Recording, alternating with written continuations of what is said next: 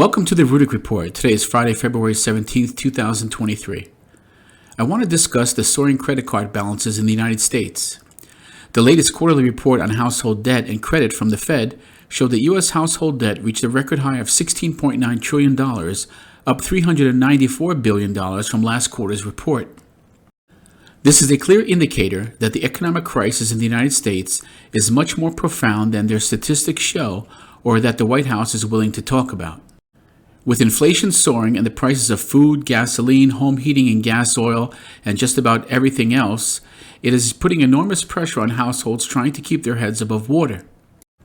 With prices rising much higher than their paychecks, households have resorted to piling on credit card debt just to maintain their lifestyles or to simply stay afloat during these times. Many have chosen the same route as their government, and that is to keep adding on more debt when the money runs out, rather than cutting back on spending. And these debt balances have increased at the fastest pace ever recorded. This is not the only problem. Delinquencies are on the rise as well, which means people cannot pay their minimum credit card balances anymore. With the pressure of inflation weighing down Americans, and when the economy is slowing down, going deeper into debt is not the solution.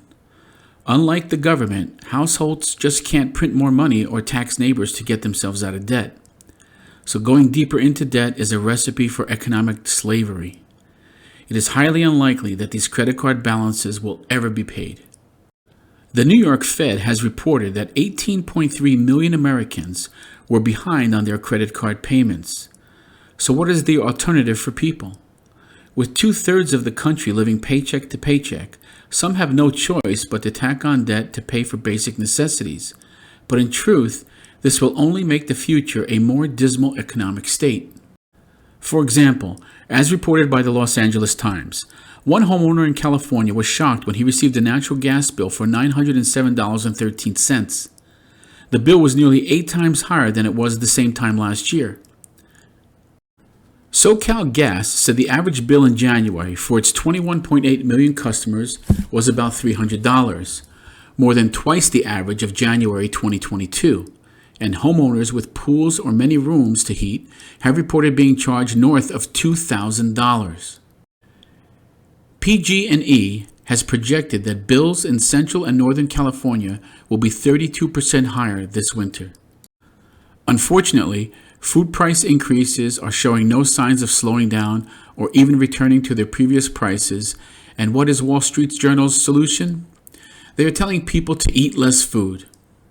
Earlier this week, Gabriel T. Rubin posted an article in the Wall Street Journal telling people that to save money, maybe you should skip breakfast.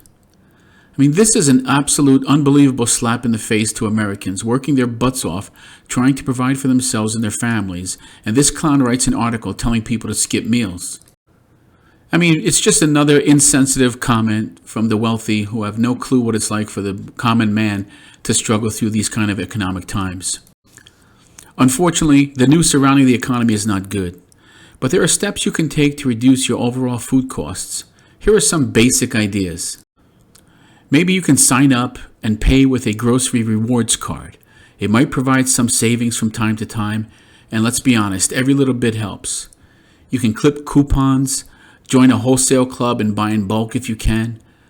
Go in with a list and stick to it and don't buy any unnecessary items.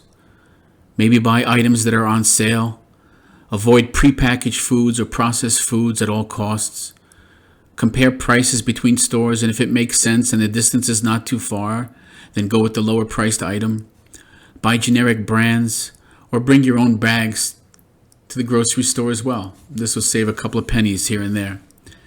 I mean, these are simple ideas, but they could make a difference over time, and let's be honest, even saving a few bucks here and there these days will make a difference. Thank you for watching, and until next time, this is the Rudick Report.